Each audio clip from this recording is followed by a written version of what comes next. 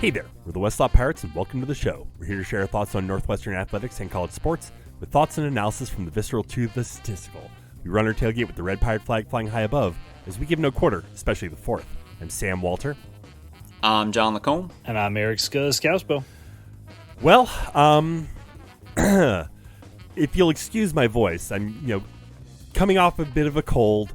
I promise it wasn't because I lost my voice screaming at the refs last Friday night from all the shenanigans at the USC game. But, yeah, I mean, we got to just dive right in and talk about this game. 38-17 loss at USC, a game where, in the first half, we were just trading blows, just touchdown, both ways, just body blow.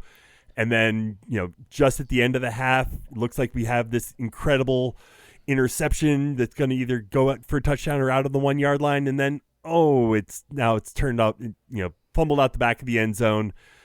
3 plays later, they're busting a massive gain for a touchdown. And, kind of the second half just didn't really work for us. But momentum is not, it's something that we talk about a lot in sports. It's not something that you can always or often see, and I felt like this was like the poster child for the impact of momentum, because just the life went out of the Cats after that fumble through the end zone, and USC took extreme advantage of it immediately. And that kind of was all she wrote. I don't know, nothing else worked after that. I know. It's like, Sam, you were like, we got to talk about this game. I'm like, yeah, got to is the key expression, because I'm like, this one wasn't nothing fun about this one, right? Because it's in the second half when we definitely played our better football, those 2 twin gut punches, just so brutal. And then, I mean, and that's the thing, and it's because I know, we've talked about this, in the wake of this game and everything, is the other part of this, too, is that, USC thoroughly outplayed us in the second half of this football game. And, whether that was, momentum or, just their offense just being incendiary and us, having a couple drives kind of go south and then, having it spiral. But, I mean... And also, Northwestern is not a team that can play from behind. We're just not. It's not a big play offense.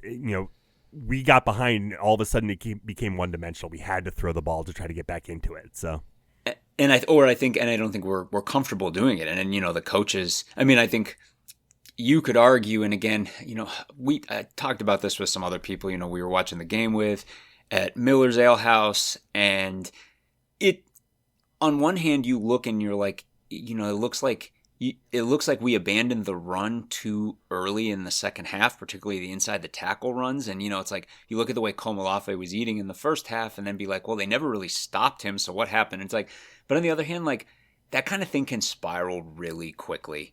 It's all it takes is 1 or 2 drives. And, we'll get into some of the intricacies of the goofiness that happened with some of these drives. But when the other team is playing as incendiary football as USC was in the second half, a few missed opportunities on drives, and that's it. Suddenly it's spiraling, and like you're saying, then you've got to throw, and then, But, again, wasn't nothing fun about this one, because when we were dominating the line of scrimmage with our offensive line in the first half and moving the ball on the ground and everything, those 2 twin disasters, which, again, we're going to talk about more. But then, and then they, but again, it's things would have had to have been, and you could argue, the deserved breaks that we needed to go our way in the first half that didn't, needed to have gone our way, the way that USC was going to play offensively in this football game, and they just didn't, and that's what it is. Well, I think it's important to talk about, when you talk about USC, their offense being incendiary, what that actually meant. Mekhi Lemon and, what's the name of the other receiver? Jacoby Lane, yeah. Were their physical prowess was on display in a way that we haven't seen from any other team this season. No. When Jacoby Lane, who's all of 6'6" or 6'4", whatever the hell he is using every inch of his length, stretched out to the max, catching a ball right on his fingertips and holding on to it, Mekhi Lemon just slicing through our defense. Nobody able to keep up with his speed, his cutting, his route running, etc. Like they put on a display. I think Jay Sharman referred to it. You kind of reminded him of Keyshawn Johnson back in the Rose Bowl in '95, and just like the hard part of this game is there's so much you can nitpick, whether it's refs or the breaks like you were talking about, John, or poor clock management from David Braun and his staff, maybe some poor play calls, the decision to punt instead of go for it on 4th and 3. And I don't know that any of it mattered because I feel like USC had our number in that second half. They were just better, and they were at home and they were clicking.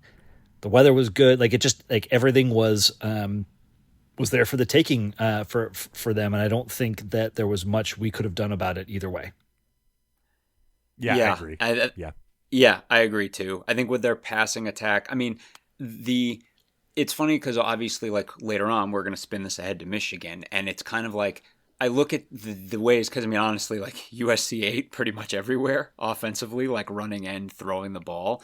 I think, and this is something we talked with some people, serious ball knowers on Twitter, afterwards, and people were talking about that. It's like the pass piece in a lot of ways just is less worrisome because like that's not what we're looking at down the stretch. Nope. It's just like we're looking at teams that want to run the ball, and in general we're built to defeat a certain type of team. And you can look at that pass game and being like, look, like we have Oriade, who we know is playing through injury, and we have Damon Walters out, who would be probably nominally maybe our best pure pass defending safety. And then you've got Lincoln Riley and these awesome receivers, and Mayava just like they knew exactly how to scheme those guys into space underneath the field, right? They're like to get away from Fussell and get to wherever they wanted to go. And then Mayava was like impeccable. His pocket presence, his mobility, his physicality. When that one touchdown run where he decided to run it. He was, it's interesting because the announcers are talking a lot about how inaccurate he was against Nebraska and how much USC's offense struggled. And this was like flipping 180 degrees in the other direction. He had pinpoint accuracy. I mean, I talk about some of the catches his receivers were making. And it was like a video game. It was crazy. The evasion of our pass rush, even the handful of times that we were able to potentially have a shot at him, it wasn't even like he squeaked out of it. He would just like casually sidestep, and he had that game under impeccable control. Yeah, absolutely elite. And the other play, and I suppose this is as good a time to talk about it as any. The other play he made, that tackle on Story, is an absolutely elite play. I mean, I mean, real talk. The primary takeaway, and there's a couple takeaways from that play for me, none of which are anything other than Najee Story. That's a freak play with a defensive tackle running with the ball. And it's not even like he wasn't protecting it that well. It's just a freak play. But mainly, it's like Mayava made an awesome play on it. He didn't quit on the play, ran in, threw his body into the ball. Credit to him. That was an awesome play. In terms of Story, I mean, that is a play that certainly was, the result of the play was like a gut punch massively. The Najee Story piece of it, I'm just gutted for that guy. Yeah. This guy's been an absolute warrior. He is a linchpin of the interior of this defensive line. He made an awesome play to pick that play off. Absolutely.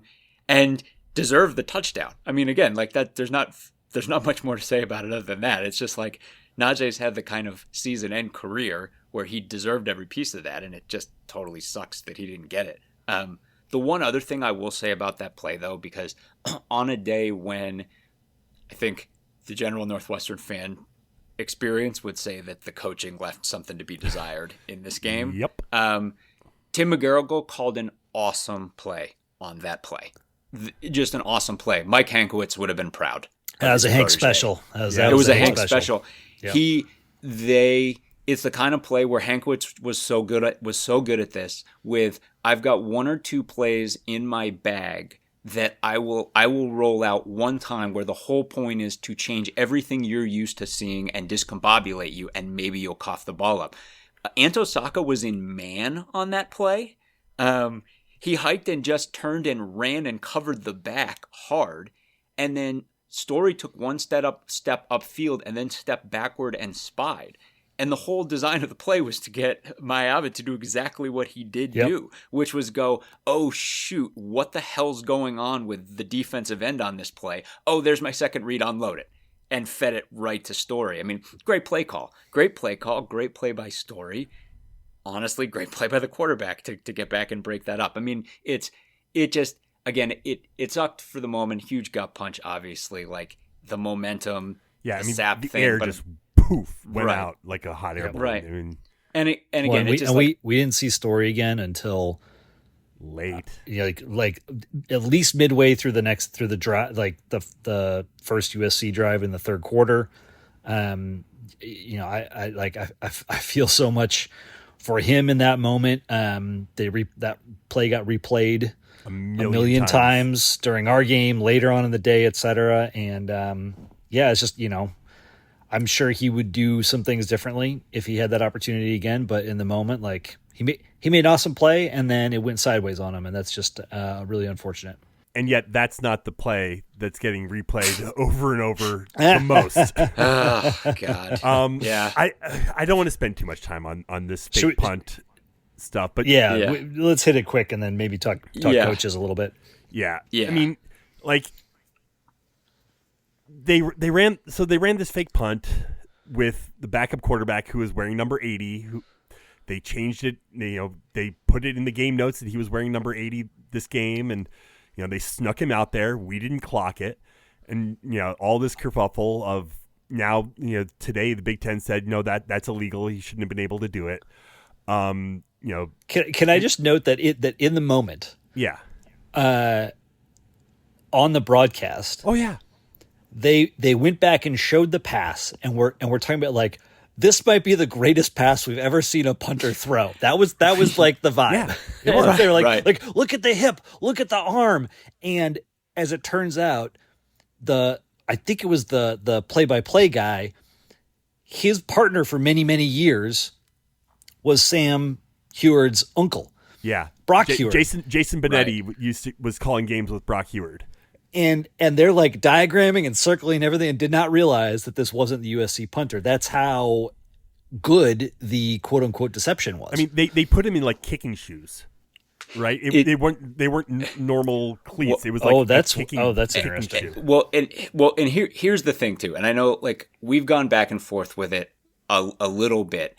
There's kind of a couple things. One, For the righteous indignation piece of Northwestern Nation, and again, you should have plenty of righteous indignation. There's no doubt about it. The thing about the rules, because obviously there's been a lot of talk about, like technically he could claim to have been their punter until the actual punter came out for a subsequent play. And then later on, when you brought the actual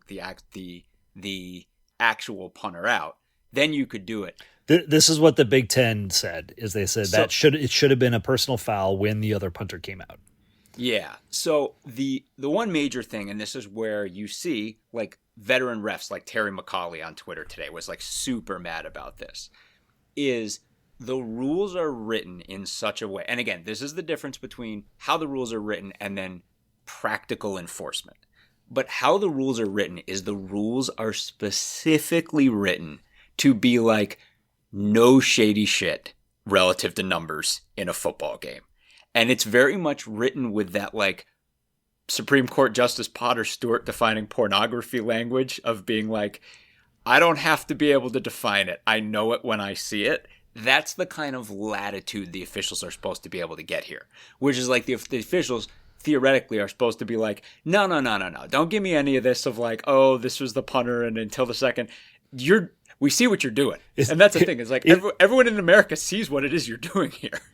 Not to pick at a sore spot, but is this kind of referee latitude what results in the Denver Broncos being called for a leverage penalty at the death against Indianapolis?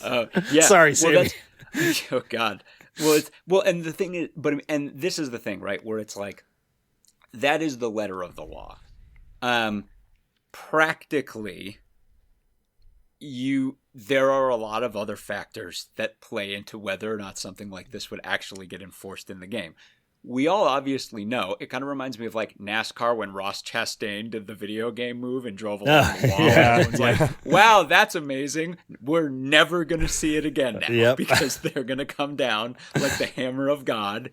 And and that's the thing is like every official in the country is getting a briefing on this right now to be like, this will be stamped on. We are not allowing this to ever happen again.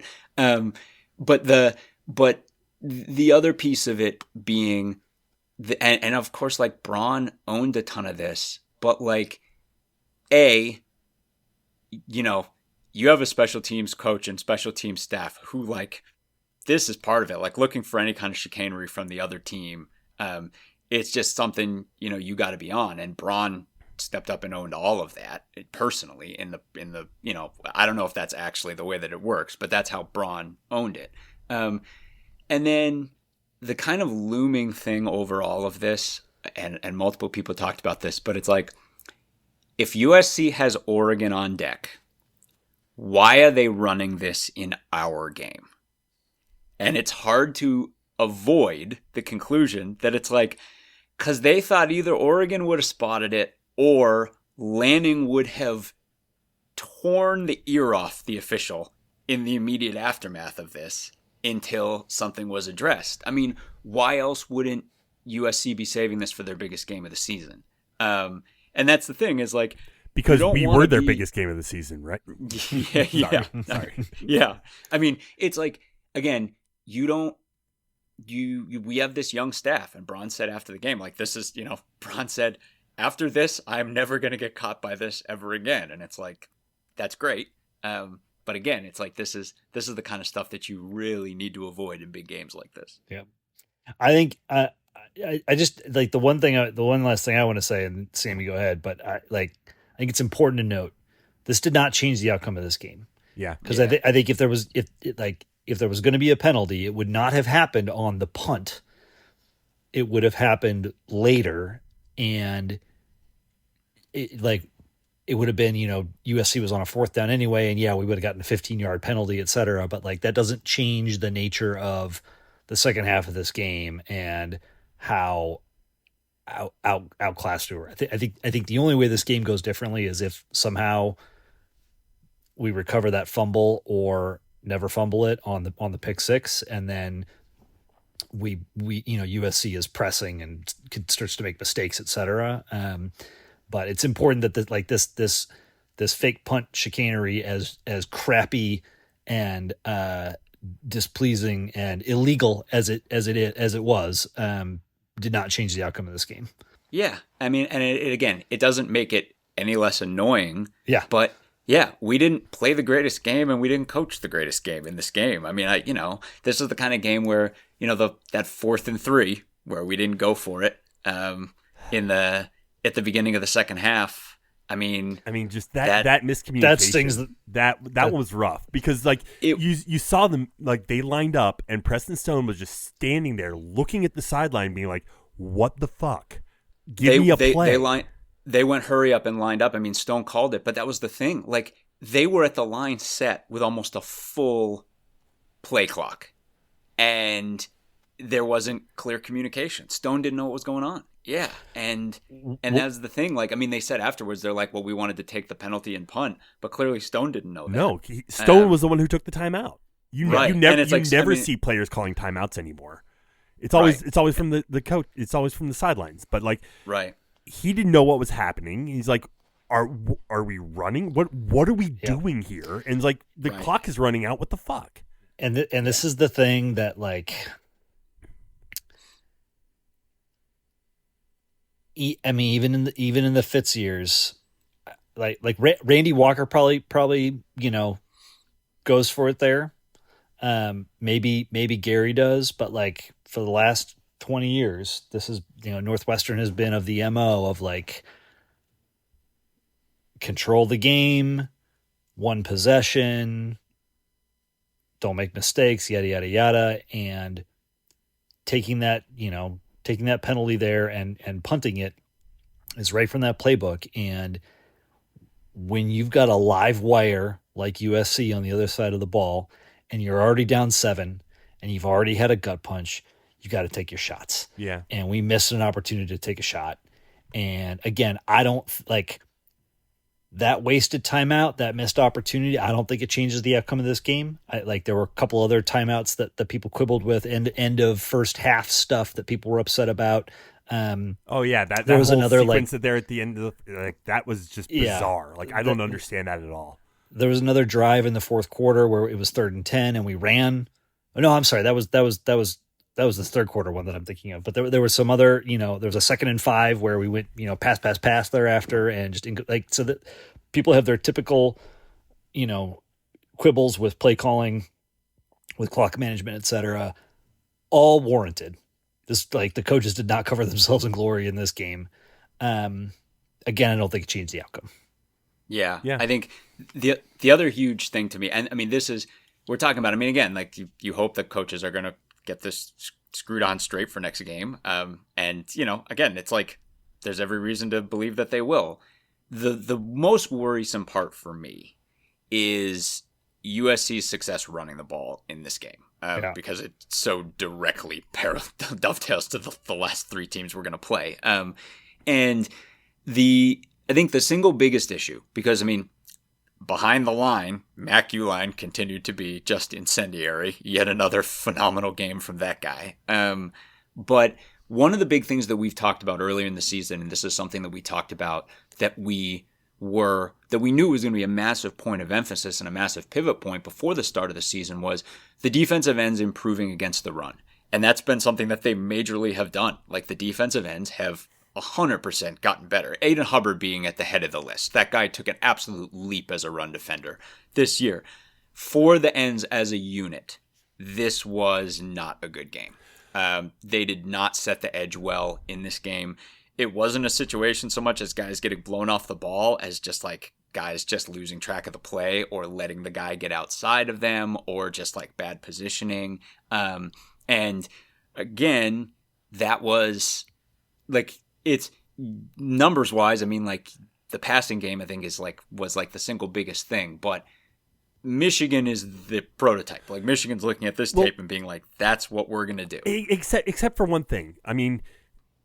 We couldn't sell out against the run because they were throwing at will. That's a good point. We couldn't just put 8 in the box. We couldn't just say, "Hey, you're not running against us." We had to take the passing game into account, which then opened up the running lanes, and they were able to gash us up the middle. That's not the case with Michigan. Yeah, and I think said another way, what we did against Penn State, would not have worked against this USC offense. No. Yeah, no, it's a great point. It is a great point, and I'm sure the amount of the amount of balance that ends are having to. And again, I'm saying this kind of ran in the face of how they've played the whole rest of the season, because that unit's taken a big time step up against the run. There's no doubt about it. But that's a good point. Against Michigan too, and look at guys like Garner Wallace and Braden Turner, right? Where those guys, Wallace, I would say, is big time, a run first safety, an absolutely massive safety who's going to come up and lay the lumber for you against the run. And he's just, they are putting so many wideouts on the field and scheming so many of their just elite receivers into open space underneath the field. And Wallace and Turner are just having to just be trying to chase these guys down all the time. Yeah, in that sense, Michigan is a different animal. They're going to try to just hammer. We're so used to seeing Robert Fitzgerald coming in from the secondary like a guided missile, just annihilating a running back. You can't do that when you're forced to, keep the top on, not get thrown over and bust out for a big play. You can't do it. So by way of contrast, yes, and by way of transition, yes, yeah, USC's top receivers, Lemon, Lane, and then their tight end McCree, have 937, 520, and 370 yards receiving, respectively. That's a lot of yards. USC's got one of the top offenses in the country. Michigan's top receivers, Donovan McCulley, Andrew Marsh, and Samaje Morgan, have 383, 376, 214 in total. That's about equivalent to what Lemon has on his own. This is a different animal this week. That like Michigan is much more cut from the Penn State cloth, except instead of senior Drew Aller, who certainly had a lot of problems, you've got true freshman Bryce Underwood, and like, yeah, this is like two really good running backs. One really good running back because Justice Haynes took had some season-ending surgery, et cetera. So they've got a great running back in Jordan Marshall. Bryce Underwood runs the ball. Surely they have depth that they're going to fill in to split the carries with Marshall, et cetera. But like much like Penn State, solid O-line, really good running backs, super questionable passing game, and that is a much better starting place and fit for our defense. Yeah, 100%. I mean, in some senses, there's a little bit of like a mirror image thing going on here. I mean, it's amazing too because you look right, and they're capable of being so dominant on defense. This is an awesome defensive football team. They're pretty much good at everything. Sounds familiar, John. Yeah, right there. I was going to say, we talked about it in the summer where it was like, well, they do turn over some defensive ends, but they'll probably develop some defensive ends, and they totally have. And we talked about the amount of raw beef on this defensive line is insane. They have playmakers everywhere. And it's what's funny though is again, you look and you're like, they blew a hole in Purdue running the ball. Marshall Allen 25 for 185 and 3 touchdowns. Like the guy went off, and Purdue was really never in danger. Like they didn't have 300 total yards of offense in this game. I mean, Michigan has been elite on defense, and yet it was a 5-point game. Why was it a 5-point game? Because Michigan really can't throw the ball, and Underwood threw a pick and fumbled. And it's like, that's the thing. It's like they are unbelievably good at what they're unbelievably good at, but they don't have a complete offense. And yeah, there's that USC parallel. Like they are awesome at running the ball, but yeah, we can bring our full strength against that. Yeah. And like, like you said, Purdue did score a touchdown late to make it. It was 21-10, and Purdue scored the touchdown with 4 minutes left, missed the 2-point conversion, weren't able to get it back and make it interesting. But like, they didn't pull away from Purdue. They haven't pulled away from anyone all year. Like, this is not an explosive offense. This is not a team that's gonna just go. They're gonna play defense. They're gonna get what they can, and that is much more what our style is, much more what we're able to do. I mean, I'm not coming out and saying like, yeah, we're winning this game, because Michigan is very good, but yeah, I feel better about this than I did about, trying to stop the behemoth of an offense of Jordan Maivia and USC. I just think the parallels with Penn State are there. So like a team that predominantly runs the ball, plays really sound defense. Now, Penn State was showcasing some real struggles against the running game, especially with their middle linebacker, lost for the season in the couple weeks before they played us. Michigan has not really shown that, but at the same time, this game is not in Happy Valley. Yes, it is at a Wrigley Field that is going to be primarily filled with Michigan fans, but that is not the same as playing at Happy Valley. Northwestern gets to operate in a fashion that they are used to. Yeah, it's not what they did the last 5 home games, but they played twice at Wrigley last year, and like they know what this feels like, they know what this looks like, and they can go into it with their routine and their plan. It's 40,000 people in a baseball field as opposed to 105,000 people in a place designed to be loud and true, designed to, like as a football, like Wrigley as a football facility. Just, I mean, it's cool. And Big Noon Sunday is going back. They were up for the lake against Oregon, and they're coming back because we're going to be the 11 o'clock game on Fox this week. But like, it's the novelty of it. It's cool. It's something that people haven't seen before. And well, feel like we've all seen. We've all seen. I mean, I'm speaking more Michigan from fans Michigan haven't. fans. Like, I mean, right. we've Yeah. been there. I Truth. mean, we've been doing this a lot, and like we know that it's not a great place to watch a football game. Like the sightlines are not good, and like the crowd is just positioned in places that it's not like on top of you. You've got the whole third baseline in the outfield on left field. You're like a mile away. Well, it is worth saying. Like I still remember that 2010 game, and it was unique from a number of different ways. And I think like if Dan Persa had been healthy and we had played, the Northwestern football we had been watching the 9 previous games that season, I think it would have been a lot different experience, or a much different experience.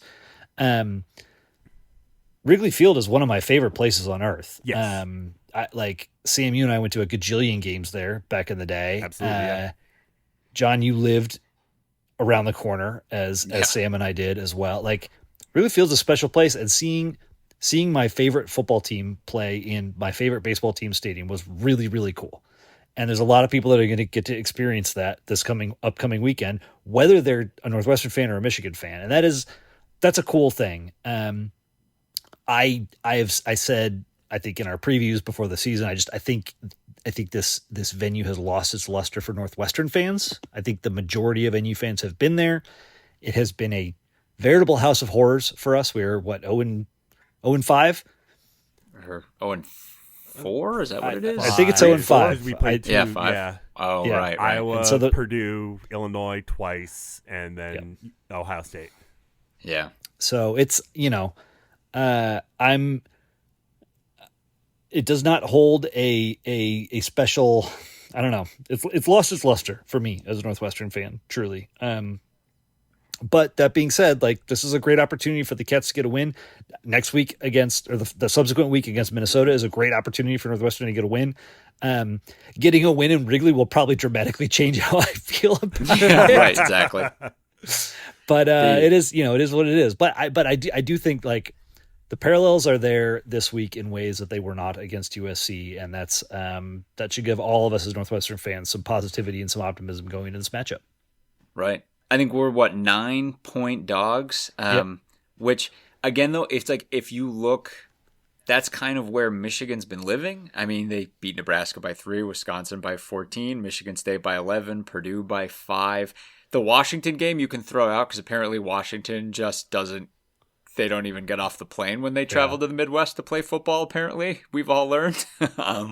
But it's like I think the single most worrisome thing, and in the Nebraska game, Michigan-Nebraska is one big one that I would check off like this is late in these games, even when Michigan knows they can't throw, they have still been able to run the ball.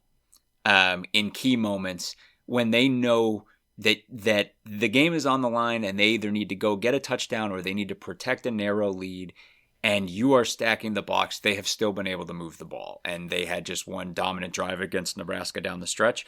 And that's the thing, like our defense is very much built to play against this team and we're going to need to step up and do that. And again, it's like they have lived close and done really well with that this season. But then again, we all saw that Penn State game and we all saw what we did in that game. So I'm expecting a close game. It's going to be a really hard close game, but yeah, hopefully we can get that famous win that flips the whole Wrigley narrative. Fly the purple W, maybe? I don't know. Yeah, sure. Why not? I don't care what color it is. Just make sure it's a dub, right? If you or a loved one is seriously injured by someone else's negligence, hire Kent Simpson of the Simpson Law Group. After over a decade prosecuting murder cases in Chicago, Simpson opened his own firm focused on wrongful death and personal injury cases. He specializes in car, truck, motorcycle, boat, and other transportation accidents, as well as construction accidents, medical negligence, slip and falls, product liability, and more. Millions recovered for clients. No fee unless he wins. The Simpson Law Group. Compassion, empathy, and vigorous advocacy. Go to simpsonlawgroup.com or call 312-332-2107 for a free consultation. And go Cats. Let us quickly zip through kind of the rest of the conference last week. Were there any other notable games? Yeah, I mean, boy, I won't lie. I love it when we play on Friday night, like the Western Illinois game, being able to be in Chicago for that. This game, Maryland last year, a Cats game on Friday night. It's much better when we win. Yes. It just like it makes Saturday so much fun, especially when there's a lot of shit going down, and there was a lot of shit that went down this Saturday. Let's start in the Happy Valley, because oh my God, Penn State just on the doorstop, or just right on the threshold of knocking off number 2 Indiana. Fernando Mendoza, 90 yards with the go-ahead touchdown, was one of the most incredible catches I've ever seen. And like, I still don't know how hyperbole. I still don't know how Cooper did it. How did he get his toe down? Yeah, it was ridiculous. It was absolutely ridiculous, and it's like the last time Indiana and Penn State played, you had the same thing with Penix. Yeah, with Penix just like touching the pylon, right? Like just Indiana beats Penn State by millimeters. This was an incredible game. Literally, yeah. It's so incredible. And again, for Northwestern fans, we're one of the few fan bases that can appreciate these 2 years that Indiana is having. The Rose Bowl and Citrus Bowl years in so many ways are so similar. And that Indiana is just touched by magic right now. They have this dominant football team that is just unbelievably talented, just like our teams were, just like, we talked about when we talked about the Rose Bowl team. But that, like, the burgeoning legend of this team, that this team is like, that this drive and this feeling that, like, yeah, you're not beating Signetti. You're not beating Mendoza. The Cooper catch, oh my Lord. But that they just did it. I mean, the Heisman is his to lose now. I mean, it's just like, because it's about numbers, but it's about moments, and a moment like that everyone remembers, that they went down and did that. Just incredible. I'll give him the moment. I'll give him that drive. The rest of this game was not great from Fernando Mendoza. Not for Indiana. No, I mean, like they struggled. They really struggled. They struggled big time. And against a team that had lost 5 straight games. And yes, Penn State has a ton of talent. They're like for the first, I don't know, 5/6 of this game, it looked like Indiana against Ohio State last year, where they could not protect their quarterback. They could not do anything. Mendoza was holding the ball too long. He would everything was going poorly. They couldn't run very well. Again, yes, Penn State is a really talented defense and a really strong team, but they just really look to have Indiana's number. Well, what's funny about that, though, is up until the fourth quarter, it looked like Indiana was just going to kind of groan their way through this one to a win. Yes, that is true. They were up 17-7 at halftime, but looked like they were getting outmatched. Yeah, it was just kind of like, well, I guess they're going to pull it off. And then suddenly it was like, nope. And then, I mean, again, it's like, but I think Ethan Grunkmeyer outplayed Mendoza. Yeah. It's just wild. But I mean, it's like, it's the special sauce of a season like this. I mean, I think about Ohio State, the national title that they won in, what was it, 03, 04? Not 04. 03. 03 is the one, the Maurice Claret year. The Purdue game, right? That they only made the national title because of that Purdue game they had no business winning. Our game, right? I mean, we were hot garbage that season. They beat us by, I think, 8 at home, and we had them on the ropes at one point.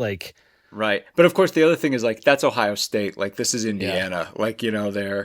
It's incredible. And then, the feeling that Murderbot Kurt Signetti, cut the head off the snake because this guy's just going to keep coming. It's amazing. Just awesome. And to have Gus doing it. It was a little much. Gus needs to find he's to find some differentiation between the good and the exciting and the insane, because right now he goes to the insane level way too early and then there's nothing left for him to go to. I almost felt like Klatt picked up a bunch of the slack later on because he was probably looking over at Gus and being like, I don't know if you got much more, buddy. Gus was hyperventilating. I mean, like at the very end of the game, he was like, it sounded like he was dying. He could say one word per 4 seconds. And but the last 4 minutes of that game were probably the best 4 minutes of college football we've had yet this year. And both teams just executing and playing excellently. Right. Where everyone in the whole nation just in unison is like, son of a bitch, I love this sport. Yeah. Yes. So great. Yeah. Yes. And then Oregon going to Kinnick and like Big Ten football. I mean, that was Big Ten foot. Like Oregon is Big Ten now. I mean, they went to Kinnick and played a knockdown, drag out, game at night at Kinnick. In the snow / rain / whatever it was. Whatever, awful weather, cold, wet, gnarly. And they came out with the 18-16 win. Yeah. Yeah. I was when Drew Stevens hit the 58-yarder, I was like, this is so Iowa. They're gonna friggin' win this game. Like they always win these games. And then nope, Oregon pulled it out. I mean it was gross and close. But again, like I wanted Indiana to win and I definitely wanted Oregon to win. So to get the exact result that I was looking for late in these games was great. Oregon throwing a pick inside the red zone in the first quarter, and then fumbling the ball. Well, maybe they didn't lose that fumble. Did they not lose that fumble? They didn't lose that fumble. Never mind. But throwing that pick early, like really set the tone for this game. I mean, I think it was 5-3 at one point for a period of time, and just I mean that's very Iowa. Yeah, extremely Iowa. They drag you down in the muck. We talked about like they did it to Indiana earlier this year, and they did it to Oregon.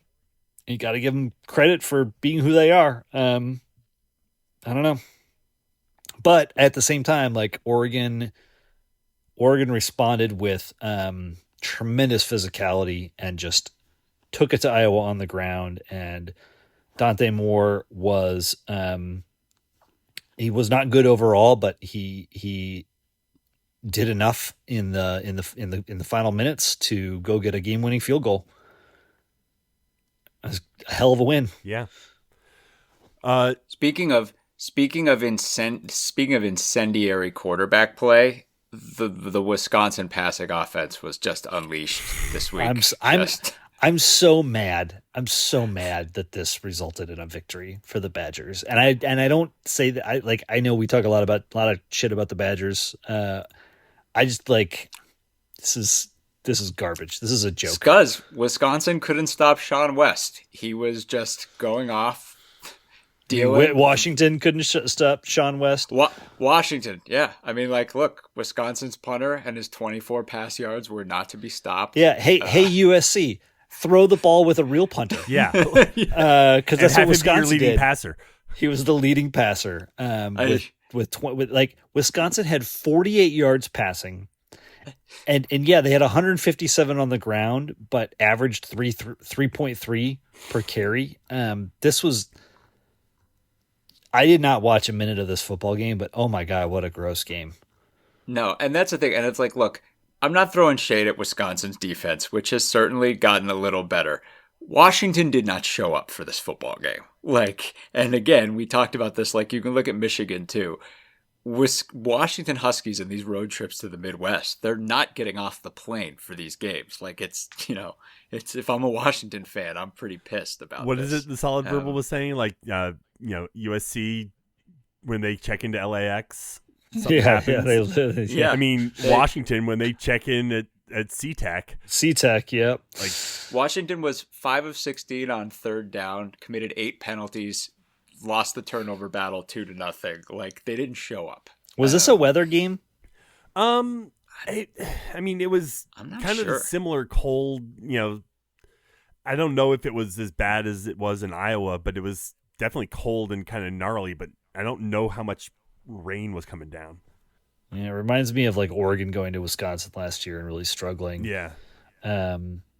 It is, it's probably worth noting because I don't think we've talked about it yet, but Wisconsin's AD came out before this game and said unequivocally that they were going to keep Luke Fickell, and not only through the end of the year, but like next year too.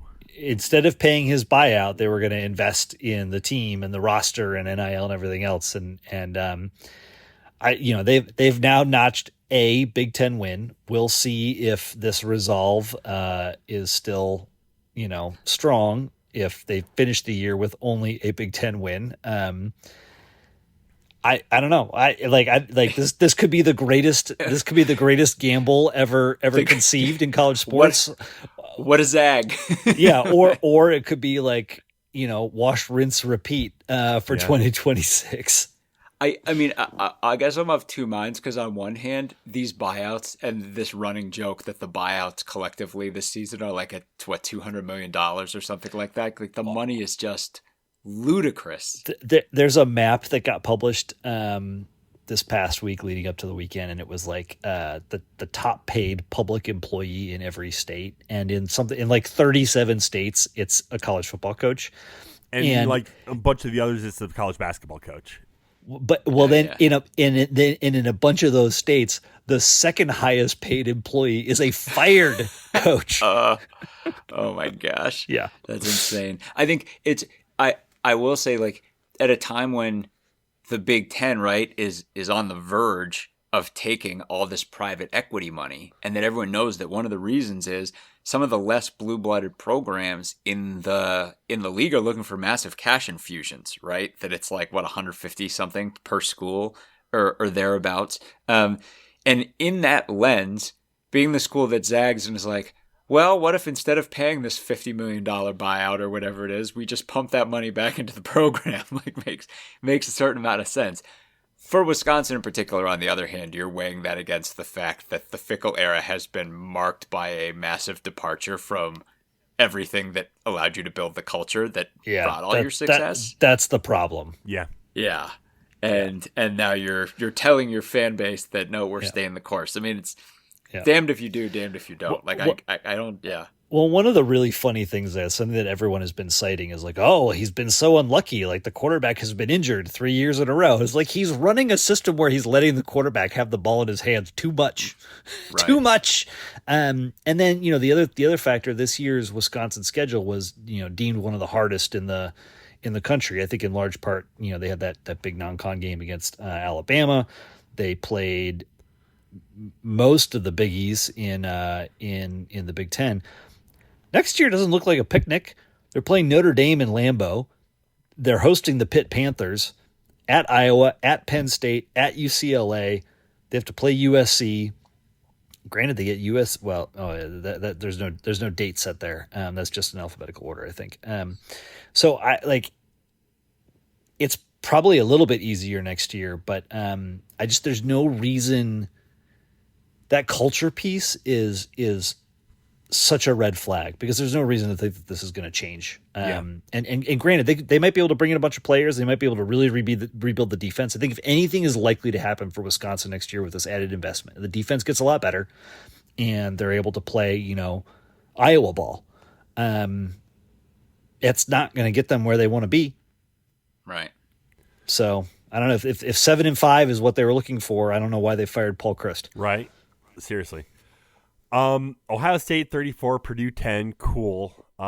Sure. Rutgers 35, Maryland 20. I mean, I'm amazed we haven't heard anything on Loxley yet. That kind of felt like the final nail to me. Yeah.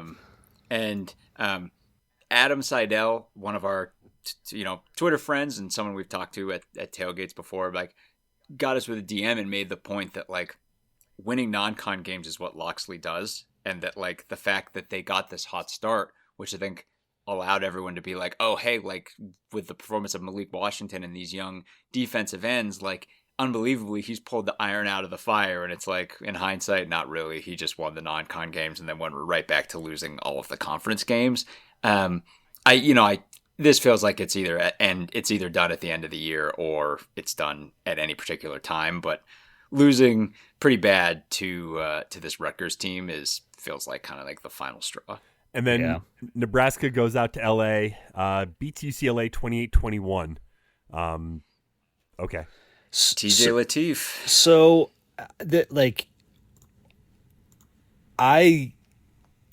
we found out, it was probably after we recorded, but we found out that Dylan Raiola was out for the year with a broken leg last week. And Dylan Raiola, I mean, yes, Emmett Johnson had been like the primary thing going for Nebraska in terms of their running game, et cetera. But like Raiola was still a critical piece of this offense and the picture of what Nebraska was and their identity and so much else. And for true freshman TJ Lateef to waltz in on the road at, darling UCLA at this point and go 13 of 15 for 205 yards and 3 TDs. What the hell? What planet are we living on? Holy moly. And of course, Emmett Johnson was spectacular. 28 carries for 129 yards and a TD. And the defense played really well. I mean, like this was kind of an unexpected, really gutsy performance from Nebraska. The sort of thing that we haven't seen from the Cornhuskers in years. It's so funny. I feel like the Nebraska administration would do anything to be able to go back in time and negotiate that rule extension 2 to 3 weeks earlier. Because I just don't know if they hork up that Minnesota game. And that's, I mean, they still, we've talked about the whole thing with Nebraska is trying to turn the corner, and they're going to finish minimum 7-5 this season, but they still have to go at Penn State and host Iowa.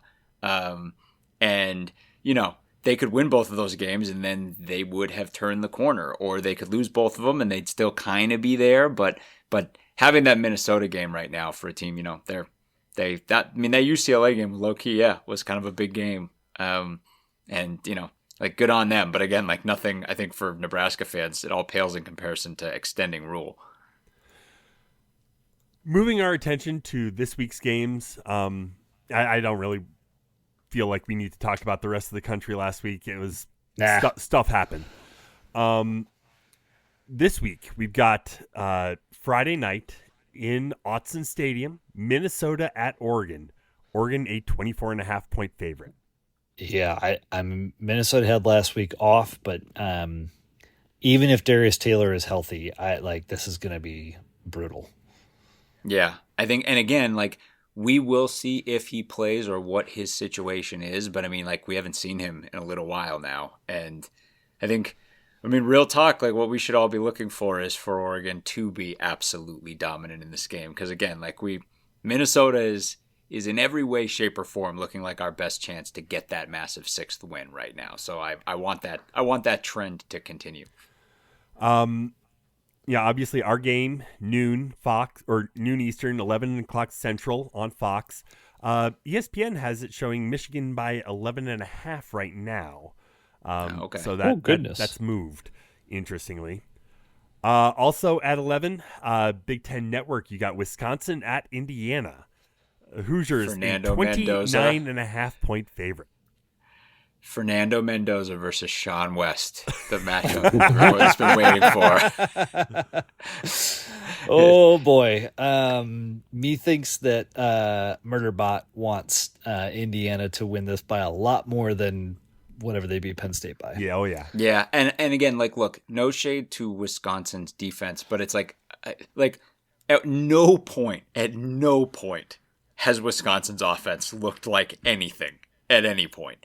And this is the thing about Indiana is this is why they're number 2 in the nation, is their defense is just as good as their offense. They're awesome. I don't know how Wisconsin scores points. So Indiana, they're 30-0 sounds about right to me.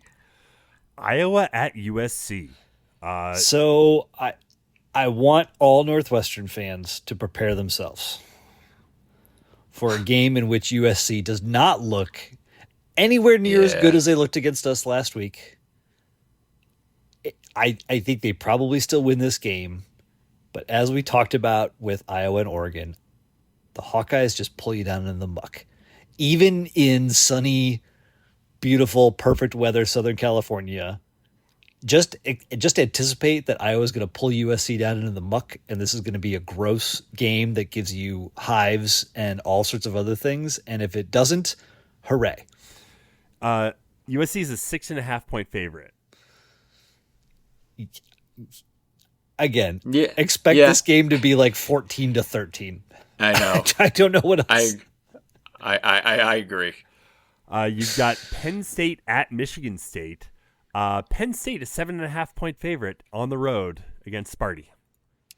So is Aiden Childs done? I'm not sure. I mean, that's the question, right? I mean, metaphorically. Well, I mean, like Michigan State didn't play this past week, so we don't know. Yeah, but he didn't play at all against Minnesota, and he got benched the week prior. I just wonder if, like, is it? I just wonder if he's done. I don't know. I mean, did they take their bye week and try to get him right? I don't know. Maybe with the exception of Michigan, Michigan State always gets up for Michigan to an extent. Michigan State has just looked so bad. And Penn State, I mean, to their credit, I mean, they're losing these brutal football games, but I would not be surprised if Penn State wins by more than 7.5 here. I just think if you look at top to bottom, their defense played really well against Indiana, and if they're able to summon the same kind of effort on the road in Michigan State, like I just feel like they can put it together. 2:30 on FS1, Maryland at Illinois. Illinois a 15.5-point favorite. Illinois is probably going to beat the crap out of Maryland in this game, which I don't want to see, but I just feel like Illinois is catching Maryland at the exact right time here. 6 o'clock on FS1, Purdue at Washington. Washington a 16.5-point favorite. Being that this game is in Washington, yeah. Purdue, enjoy Pike's Market. Enjoy the coffee. Have a good trip to Seattle. Yeah, that's the thing. It's like Washington, is just they're going to totally bounce back here. And then the NBC game, UCLA at Ohio State. This is the NBC game. Oh man. Yeah, that's the NBC game. I mean, this is a rough way to become bowl ineligible. I don't know what you're talking about. This is going to henceforth be known as the Nico Iamaleava game when he single-handedly takes down Ohio State Buckeyes. I mean, Unfortunately, Ohio State saw him last year, and it was not a problem. No. This is sorry. Ohio UCLA. State's a 31.5-point favorite, so just for that. Yep. Again, there's other games going on nationwide. Nothing I really want to spend much time on because we got a lot more to cover tonight. Let's take it to basketball. As we're we got a hoops team. We got a hoops Whoa, team. Nelly. As we started recording here tonight, Northwestern was just putting the finishing touches on a 110-63 shellacking of Cleveland State. When was the last time we had a margin of victory and we're close to that? It's been a minute. It's unreal. I think it's so wild. And again, look, it's early, and these are it's 3 non-con games against 3. No one's picking these teams to do anything amazing this year in college basketball. But I think there was definitely so much of a thing, and this goes to the whole curiosity factor of this team. Is so many new pieces and so much youth on this team that I think there's a lot of question of being like, oh, okay, well, to what extent can Nicky Buckets, be that big glue that carries this young group into a new era and everything? And it's like, this team's ready to rock right now. These pieces just all fit, obviously. Arrington Page and all caps Jaden Reed are as great at 2 guys as we could have possibly hoped to pull in through the portal. Whoa, Nelly. Just absolutely cooking. But you can just see the way it all works. Just watching Arrington Page work with Trey Singleton in the low block. just the kind of synthesis those guys are having, and the way that Reed is like we talked about last week, at once so a true point guard and so that guy to initiate the offense, but the way that all of the veteran guards are working with the same group, and you're seeing the young guys getting out there, and you're seeing like West get involved and Green get involved, and I mean, it just and the pace this team plays at, like the amount of points that they're pouring in is just unreal. I think what stands out to me is in the last several years, there's been all this excitement about youth and all this excitement about like, hey, like, look, KJ Wyndham is playing, or Angelo Cheravino is playing, or like these young guys are playing. And when it comes down to conference season, etc., like those guys' minutes invariably get cut big time. Goes to the 7 or 8 guys. But I feel like the way Trey Singleton and Tyler Kropp have been integrated into this team and this offense feels different this year. 100%. The way Jake West is being used as the backup point guard, it just feels different. Yeah, I agree. And then I mean, yeah. Well, I was gonna say, I don't think this team is going to look like past Northwestern teams, because I think they realize that to win, they've got to take advantage of this incredible athleticism that permeates this roster, and they've got to score a ton of points. And you've seen them approach the preseason. I say preseason, the non-conference, in that way, which again feels meaningfully different from the last 3 or 4 years. Yeah, 100%. I mean, the athleticism thing, it truly is. Like, again, it's not to say that Northwestern hasn't had awesome athletes and awesome teams, but just looking at this and being like, we're going to be one of the best, like, pace and space, like, kind of teams in the Big Ten. Like, the amount of speed and athleticism on this team, the amount of jumping. I mean, like, Page and Cheravino out there, and Reed, and you're just like, these are some of the most athletic guys in the Big Ten. It's just Wyndham, and yeah, like the way you look at the guys who started in this game, but then you look at the guys who are coming, like Mullins, Wyndham, and Clayton coming in and being like, these guys are all capable of just playing such great defense, and that we have the ability of bringing on these almost like lines to swarm teams. It's awesome. And again, we talked about the potential weakness of this team, obviously, and Scuzz, you were talking about it. I think the pod is like, Page is such a key figure, and when we get into the heart of the Big Ten schedule with the teams that have a bunch of bigs that really are going to bang him, that's going to be the potential weakness of this team, is that like it's not a big oriented team.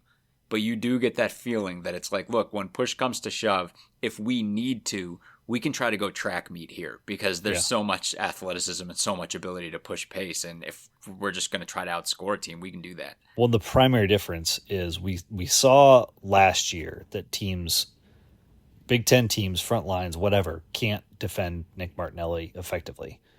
He is going to get his points.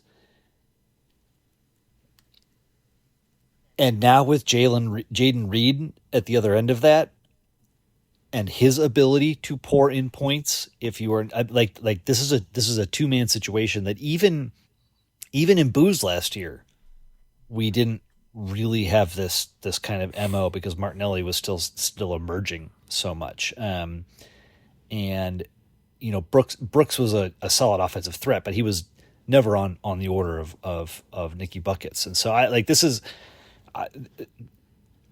think I said it when we talked about the basketball team maybe 3 weeks ago. Like, this is the first time in the Collins era that I feel like what Chris Collins said when he first got to Northwestern is true. He's got a team loaded with athletes. They want to run, they want to go fast, they want to break out, they want to just bury teams in points. And I think for the first time we're actually going to see them try to do that, and they might actually have the talent to do it. It's like this is going to be a really cool, fun basketball season to be part of. Absolutely. I think it's going to be a wild ride. We are looking at a couple of NCAA tournament bids for our women's teams. Start with field hockey. This is a little bit more than just field hockey corner here tonight. You're talking about the Big Ten champs, the number 2 team in the country, not seeded in the NCAA tournament. Cats have to go on the road to Virginia. It's a defending champs, and you're sending them on the road. Okay, you poked the bear. Right. I mean, this is one of these ones. Bill Simmons always talks about the VP of common sense, right? And it's like this is one of these ones where the committee gets deep in the RPI weeds here, and it's like, well, a bunch of the Big Ten teams sort of like, tanked a little down the stretch, and as things finish at the end of the year, Northwestern only played like that one top 5 team, and that was their one loss, and et cetera, et cetera. And at some point, you need the one person in the room to be like, guys, this team won every game in its conference and won the conference tournament and is the defending national champion and has played in the last 4 national title games and won 2. And they're clearly one of the 2 most dominant teams in the country. Like, what the hell are we doing here? And somehow that voice just didn't speak up. And right now, a team that everyone knows is one of the best 2 teams in the country is not even hosting a regional. It's ludicrous. I mean, unfortunate for the Yale Bulldogs. Yeah, I'll say that. So who drew the short end of the stick? Friday, 1:30, Northwestern v. Yale. It's at Virginia. Obviously, the winner would go on to play the winner of Virginia and Miami, Ohio. See what happens there, and let's get back. Let's just run it all the way back, especially now that we're gonna have to be road warriors to do it. Right. I mean, again, on one hand, one thing that sucks about this is effectively assuming that things play the way that they ought to play, and Northwestern, who's got to be a pissed off Northwestern team, gets back to the Final Four. They would likely play UNC in the national semifinal, which again is ridiculous because these are the 2 teams that have been 1 and 2 all season long. So, they, like you said, Sam, they poked the bear. You've made Northwestern mad, and now Charlottesville, Virginia, like, get ready because they're coming. Also making the NCAA tournament, women's soccer. They're back for the first time since 2022. They're an at-large bid. They're heading down to Tuscaloosa to take on number 8 seed Alabama. The winner of that would go on probably to play Stanford, the number 1 team in the country, assuming Stanford wins at home against Cal Poly. So, yeah. And again, this is another team where I suppose playing in the shadow not only of football, but of the best field hockey team in the nation is, does women's soccer no favors. They had an awesome season, 9-4-7 overall. They got that massive road win against TCU, which was a huge one earlier in the season. And 4 all Big Ten players. They're like, this is, again, it's, we always feel guilty because every year we try to like fold more in and keep our arms around more stuff. But I mean, like, we probably haven't talked enough about women's soccer for how strong of a season they've had. But let's go see them shock Alabama on the road. Also playing Friday, so that's at 6:00 Central is the game against Alabama. So finally, one piece of news, breaking news today is, going to the NFL. We have the New York Giants let go Brian Daboll, their head coach, after just a string of gutting losses. The latest one was to the Bears this past week. Obviously, I'm thinking back to their utter collapse against the Broncos a few weeks back. Giants are just finding new ways to lose. They fire Brian Daboll, and taking over, Mike Kafka. Hell yeah. Is this the first Northwestern head coach in the NFL? In a long time. I mean, certainly the interim tag is maybe an important qualifier there, but Northwestern player to be a head coach, right? I'd have to go. Did Otto Graham ever head coach a team? I feel like I should know this. Obviously, if we're talking about coaches, you have Denny Green would be obviously like coach Northwestern, then coached in the NFL. But yeah, Mike. I mean, this is someone that, as Roger Sherman pointed out, we all remember throwing for 532 yards in was it in the Outback Bowl? All right, so Otto Graham did coach the Redskins for 3 years, 3 seasons. I've got there you go. Patty Driscoll, George Wilson, Otto Graham, Joe Collier, and Rick Venturi are all Northwestern alums to become head coaches or interim hires. Rick Venturi was a head coach. Yeah. Wow, amazing. In 1942, from 1942 to 45, Northwestern alum Luke Johnsos and Hunk Anderson were the Bears co-head coaches while George Halas was on leave. There you go. I mean, we often talk about the Hunk Anderson on this podcast. It's honestly though, it's really cool. I think for Northwest. Go ahead, Scuzz. Oh, sorry. I was just gonna say if Joe Spivak was another alternative, another name for another stage name in the WWE, Hunk Anderson would be a hell of a pick. Yeah, that's right. I think one of the reasons no one was looking for Kafka to get the job this way, right? I mean, I think everyone always wanted to see him get hired. But I think one of the reasons why this is kind of so cathartic for NU Nation is it feels like he's been on this track for so long, right? I mean, he got into the league and then way back to the days of when he was with the Chiefs, suddenly it was, he's Mahomes' quarterback coach, and suddenly everyone's like, oh my gosh, this, like, Kafka's on the fast track. Like, we can all see, like, this is a guy who has gotten into the upward mobility within this league, and that you could see you could see off in the distance. Oh, there's a head coaching job out there. And we know his name's been bandied around for a couple of years, but now finally he is. It's like the New York Football Giants head coach is Mike Kafka. And again, it's like, it's not ideal, and he may not have a good team to work with here, but it's amazing. Like, the brightest of spotlights is suddenly on him. Well, and he's been obviously the Brian Daboll era did not work out in New York. But Daboll was a superstar from like an offensive mind coming from Buffalo. Yep, into New York, and Kafka having been able to, partner directly with Daboll and then work under Andy Reid in an offensive coordinator QB coach capacity. I don't know if he was ever actually OC in Kansas City, but no. Regardless, was. These are some serious bona fides, and I think it's just exciting to see a player that we all cheered for have that kind of success in the NFL. It's exciting to see a guy from Northwestern have some pedigree. He has now had coaches operate under him. Like, this is the sort of like coaching tree stuff that you look to mine when you're looking for assistants or even potential head coaches at your school, which, at some point in the future, whether it's near or far, that is going to be a thing. And so this is that's a potentially many degrees of separation kind of viewpoint, but this can only pay dividends for our beloved Wildcats at some point.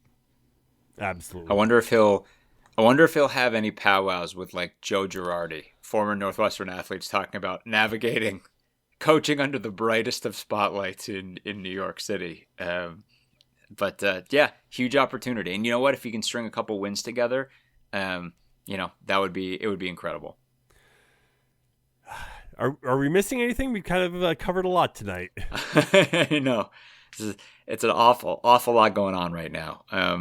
It's probably worth noting we were going to spend a good portion of tonight's episode talking about the 2000 football season. I've been wanting to kind of highlight that. We had a special guest lined up to help us with that. We'll bring that another time later on, either here in the season or shortly after football ends, or maybe even next week. We shall see. Maybe even next week. We shall see. But that, like, especially with Michigan coming up, and it was what I think 5 days ago on the 5th was the anniversary, the 25th anniversary of 54-51, yeah.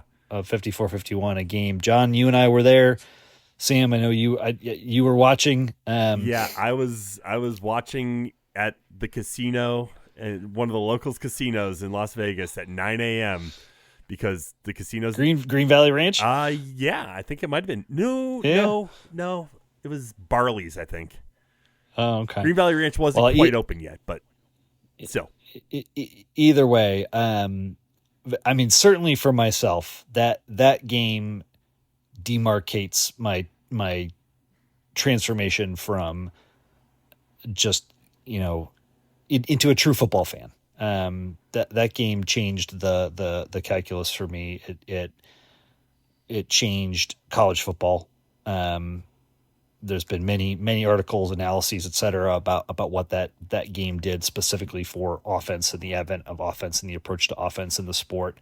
And that season more broadly is one of the is probably the highlight of my college experience. Certainly being drum major of the marching band that year, getting to go to the Alamo Bowl, as painful as that experience was, and there's a lot of formative bones and moments in that 2000 season for I don't want to speak for you guys, but certainly for myself that without, I don't know that this podcast would exist. I don't know that our fervor for Northwestern, certainly mine, would exist in the way that it does. So certainly something that I want to highlight and call out as we mark that anniversary, and then hopefully talk about this season in a bit more detail down the road. And hey, we were talking about earlier. We talked about Indiana and relative to our Rose Bowl teams, and the effect of sometimes certain seasons have just some magical dust sprinkled on them. Some pixie dust. And hey, not for nothing that we're playing Michigan this week, almost 25 years, exactly removed from that magical win over the Michigan Wolverines. Every little bit helps, but there may just be a little extra magic in the air for us. Speaking of what's in the air for us, Sammy, relative to you and me, who at least have soft designs on trying to go to this football game, considering that all of Chicago is in this friggin' early November polar vortex right now, it certainly is nice to see that the weather is supposed to head back in the right direction Saturday. Like 61 on Saturday. That's kind of exciting. Right now, 60 sounds like 85 where we're sitting now. I'm looking at about an inch and a half of snow in the backyard now. It's kind of exactly. I mean, it wasn't the 12 inches that the forecast was predicting, but right. Yeah, I cleared at least 3 inches off my car here in Cincinnati this afternoon to take my kids to the ice rink. So yeah. So thanks. I mean, I'm still shivering a little bit from the Illinois game at Wrigley last year. So it's good to know that the weather's going to be a feeling back in your fingertips at all yet? Yeah, right. Again, shouts to Kristen Carcello, because without all the hand warmers and feet warmers that she had left over, my feet probably would have gone numb. So yeah. Well, we'll go ahead and leave it there for tonight. Head to our website, westlotpirates.com, where you can leave comments and questions. Find us on Facebook, Twitter, Instagram, Blue Sky, YouTube, all of that at Westlot Pirates. You can always email us, westlotpirates@gmail.com. Tune in next time as we give our visceral and statistical views on Northwestern athletics, and look for us in the west lot of Wrigley Field, flying the red pirate flag, because we give no quarter, especially the fourth. For John Lacombe and Eric Skasbo, I'm Sam Walter. Thanks so much for listening. We'll see you next time.